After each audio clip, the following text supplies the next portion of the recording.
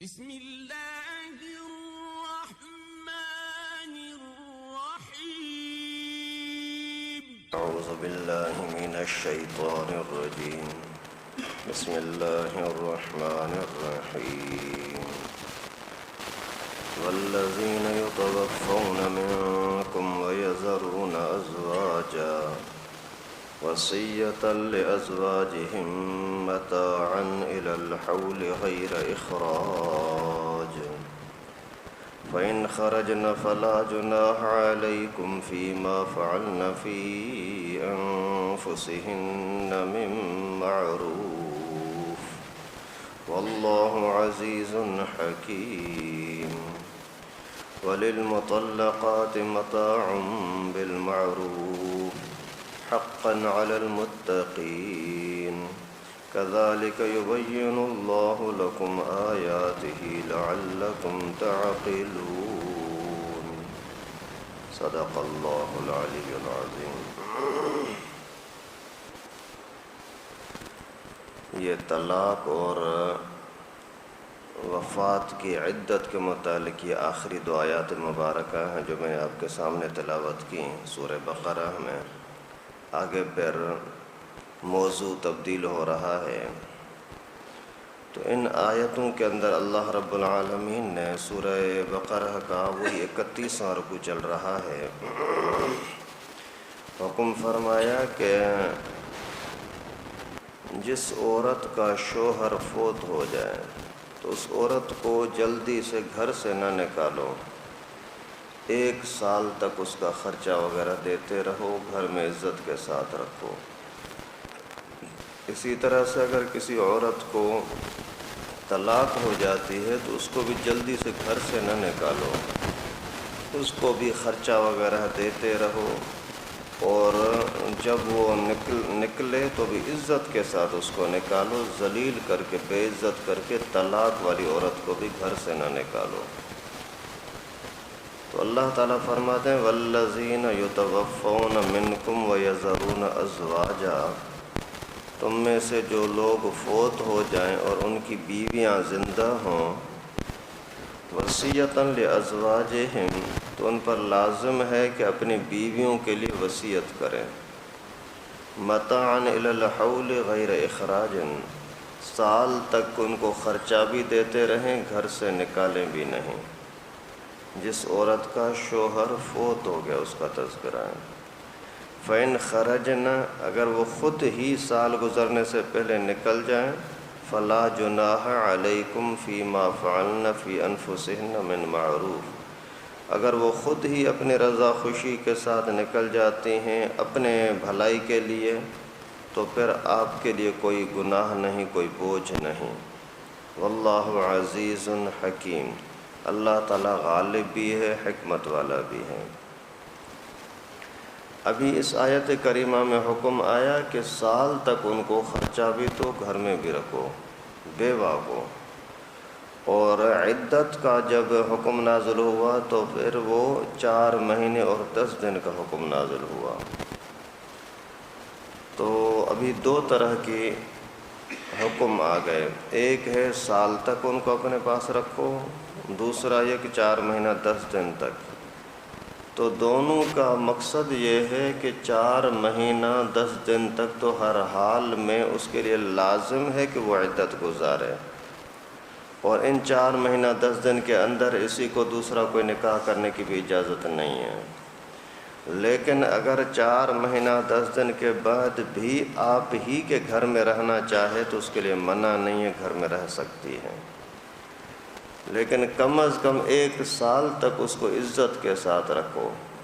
پھر اس کے بعد اگر کہیں شادی کرتی ہے، کہیں چلی جاتی ہے ماں باپ کے پاس، تو پھر اس کو جانے دو۔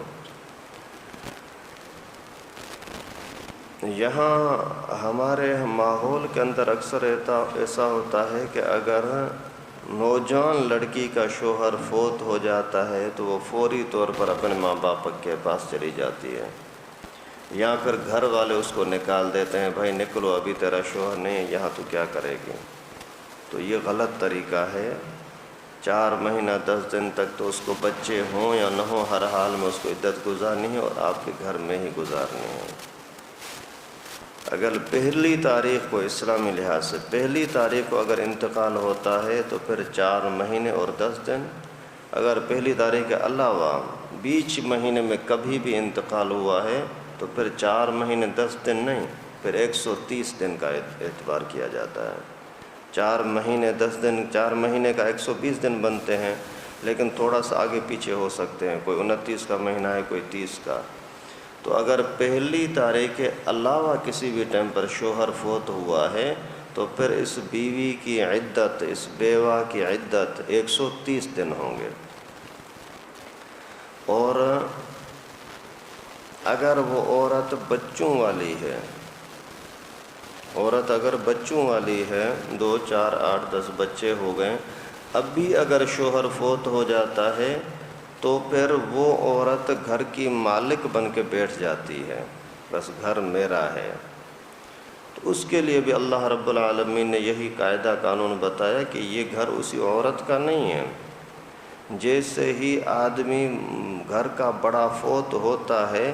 اسی ٹائم پر یہ مال سب کا برابر حصے دار شریک ہو جاتے ہیں۔ بیوی کا بھی ایک حصہ ہے بیوہ کا، اور بیٹے کا بھی حصہ ہے، بیٹی کا بھی حصہ ہے، یہاں تک کہ بیٹے کو بھی، بڑے بیٹے کو بھی یہ اختیار نہیں ہے کہ گھر کا مالک بن کر کے بیٹھ جائے، نہیں، فوری طور پر ان کے اوپر لازم ہے کہ حساب کتاب کریں کہ ابو کے وارث کون کون ہیں، پھر وہ برابر سے تقسیم کرنا ہوگا۔ اگر بالفرض ایسی صورت بنتی ہے کہ جو بندہ بھائیوں میں سے، وارثوں میں سے اس گھر میں رہنا چاہ رہا ہے وہ دوسروں کو پیسے نہیں دے سکتا تو پھر وہ بڑا بچہ بھی گھر کا مالک نہیں بن سکتا، گھر کو بیچ کر کے سب کے حصے دینے ہوں گے تاکہ کسی کے ساتھ ظلم نہ ہو۔ ایک کپڑے کا جو جوڑا ہے میت کا، ایک کوئی کھانے پینے کے کوئی برتن ہیں، وہ بھی سب کے مشورے کے بغیر کسی کو دے نہیں سکتے۔ تو یہاں بھی یہی بات بتلائی کہ عورت اگر بیوہ ہو جاتی ہے تو وہ اس کو خرچہ مرچہ تو دو 1 سال تک، اور وہ اسی کی مالک نہیں بن جائے گی، اپنا حصہ اسی کو ملے گا بس۔ آگے پھر دوسری بات اللہ رب العالمین نے یہ بتلائی وَلِلْمُطَلَّقَاتِ مَتَاعٌ بِالْمَعْرُوفِ، اور طلاق والی عورتوں کو بھی سامان اچھے طریقے سے دینا ہوگا، حقاً علی المتقین، یہ سامان دینا متقی لوگوں کے اوپر حق ہے۔ عورت جو طلاق کے دن گزار رہی ہے، بھلے آپ کے گھر میں گزارے یا اپنے ماں باپ کے گھر میں گزارے،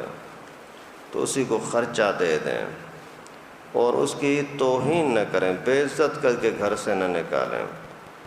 ہر چیز کا کوئی نہ کوئی حل اسلام نے ضرور بتایا ہے۔ 2 بھائی ہوں، محلے کے لوگ ہوں، بہن بھائی ہوں، اولاد ماں باپ ہو، یا پھر کتنے بھی قسم کے دشمن ہوں، لیکن اس کا کوئی نہ کوئی حل ضرور ہے۔ لوگ تھوڑی سی ناراضگی میں آ کر کے بولتے ہیں نہیں یار اس مسئلے کا حل ہوگا ہی نہیں، بس میں تو اس بات کو کوئی مانتا ہی نہیں ہوں۔ بابا کیوں نہیں مانتا ہے؟ ابھی اگر 2 بندے ہیں آپس میں صلح نہیں کر رہے ہو، کسی کا فیصلہ نہیں مان رہے، کل لڑائی ہو جائے، ایک نے دوسرے کو مار دیا اور 2 4 قتل ادھر سے ہو گئے، 2 4 قتل ادھر سے ہو گئے، پھر بھی تو صلح کرو گے نا، پھر بھی تو فیصلہ ہوگا نا۔ تو نقصان کرانے کے بعد فیصلے کا کیا مطلب؟ پہلے سے فیصلہ کرا لو، پہلے سے ہی صلح ہو جائے تو اچھا ہے۔ تو یہ میاں بیوی کا بھی کتنا بھی جھگڑا ہو تو ایک دوسرے کی بے عزتی کرنے کے بجائے اصلاح کے ساتھ آپس میں بیٹھ کر کے، ایک کوئی واقعہ آیا تھا کہ میاں بیوی کے آپس میں جھگڑا ہو گیا بہت زیادہ، بیوی بہت زیادہ تنگ کر رہی تھی ذرے ذرے پر، یعنی نہ کھانا پکانے کے لیے تیار، نہ پھر گھر کی کوئی صفائی ستھرائی کرنے کے لیے تیار، نہ مرد کو ٹائم دینے کے لیے تیار، کوئی چیز ماننے کے لیے تیار نہیں۔ اگر شوہر بات کرتا ہے تو بھی لڑنے کے لیے، کاٹنے کے لیے سامنے بھاگتی ہے۔ تو ایک مرتبہ وہ شوہر نے آ کر کے مولوی صاحب سے مشورہ کیا کہ میں تو اس کو نہیں چھوڑوں گا، مجھے اتنی بے عزتی کرتی ہے، یہ کرتی ہے، یہ کرتی ہے۔ تو اسی کو مشورہ دیا کہ بھائی آپ ایسا کرو آپ جا کر کے پیار کے ساتھ اس سے بات کرو۔ بولتا ہے سائیں وہ تو برداشت کے لائق ہی نہیں، وہ گولی کے لائق ہے۔ بھائی آپ بات تو سنو نا میری، آپ جا کر کے اس کو سامنے بٹھاؤ۔ بولا نہیں بیٹھے گی، آپ میری بات تو سنو چاچا، بات بٹھاؤ اس کو، بولو کہ دیکھو آپ مجھے بہت تنگ کر رہی ہو، اور آپ کو پتہ بھی ہے کہ میری خاندان میں عزت ہے، اگر میں چاہوں تو آسانی کے ساتھ ابھی دوسری شادی کر سکتی ہوں۔ وہ پھر بکنے لگے گی، آپ میری بات اچھی طرح سے سن کر کے اس کے سامنے پیش کرو، پھر جو بھی ہوا دیکھا جائے گا۔ اسی کو یہ پوری بات کرو کہ مجھے لڑکی دوسری آسانی سے بھی مل سکتی ہے، اور ابھی میں تیرے نخرے اور زیادہ برداشت نہیں کر سکتا، اگر تجھے رہنا ہے تو بیوی بن کے رہ، میرا خدا بننے کی کوشش نہ کر، اور اگر نہیں تو میں اپنی زبان سے الفاظ نکال دوں گا کہ تجھے طلاق ہے۔ تو آپ یہ بول کر کے، اور بیوی عورت بے وقوف ہوتی ہے، جلدی بولے گی کہ ہاں مجھے طلاق دے، آپ پھر طلاق دینا نہیں، اس کو یہ ساری لفظ بول کر کے اس کو پھر بعد میں بولنا کہ ابھی تو سوچ لے، کل تک، پرسوں تک، ترسوں تک، 3 دن کے میں تجھے مہلت دیتا ہوں، 3 دن کے بعد مجھے بتانا کہ ابھی کیا کرنا ہے۔ ابھی اس ٹائم پر تو اس نے بک بک شروع کی، یہ خاموشی سے باہر چلا گیا۔ ابھی بعد میں جیسے گھنٹے 2 گھنٹے کے بعد آیا تو دیکھا کہ ابھی برف پگھلنے لگی ہے، ابھی وہ تھوڑی تھوڑی ٹھنڈی ہونے لگی ہے۔ ایک دن گزر گیا، دوسرے دن آ کر کے ہاتھ جوڑ کر کے پاؤں پکڑ کر کے معافی طلب کرتی، مجھے معاف کر دو، واقعی مجھ سے غلطی ہو گئی، آئندہ ایسا نہیں کروں گی۔ ابھی دیکھو کتنا کٹھن ماحول تھا، اگر پہلی اس سختی کے ماحول میں یہ اس کو طلاق دیتا، کوئی گناہ نہیں تھا، بدتمیزی اس کی طرف سے تھی، لیکن مولوی کے مشورے میں آیا، اس کی بات کو مانا تو صلح کے ساتھ وہی معاملہ چلتا رہا۔ اگر یہاں طلاق ہو جاتی تو پھر لڑکی جا کر کسی اور گھر میں بستی، پھر اسی گھر کو تباہ کرتی، کیونکہ اس کی عادت بنی ہوئی ہے۔ آج تو اگر اس کو طلاق دے دیتا تو پھر کل کوئی دوسری آتی، پھر اس کے ساتھ آپ کا صلح کے ساتھ رہو گے، اس کی کیا دلیل ہے؟ اس وجہ سے جتنے قدر ہو سکے معاملات جہاں ہیں ان کو وہیں سنبھالتے رکھو، خراب کرنے کی کوشش نہ کریں۔ اللہ رب العالمین فرماتے ہیں کہ اسی طلاق والی عورتوں کو بھی خرچہ دینا یہ متقی لوگوں، اچھے لوگوں کے اوپر لازم ہے کہ ان کو خرچہ دیتے رہو۔ كَذَلِكَ يُبَيِّنُ اللَّهُ لَكُمْ آيَاتِهِ لَعَلَّكُمْ تَعْقِلُونَ۔ اسی طرح سے تفصیل کے ساتھ، بڑے پیارے انداز کے ساتھ اللہ تعالیٰ آپ کے سامنے احکامات کو بیان کرتے ہیں تاکہ تم عقل مند رہو،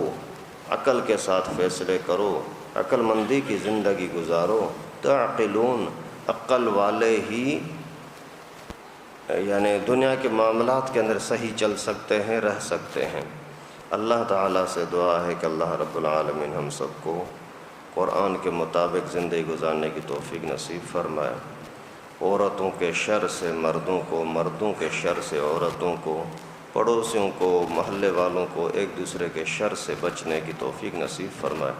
وآخر دعوانا ان الحمد للہ رب العالمین۔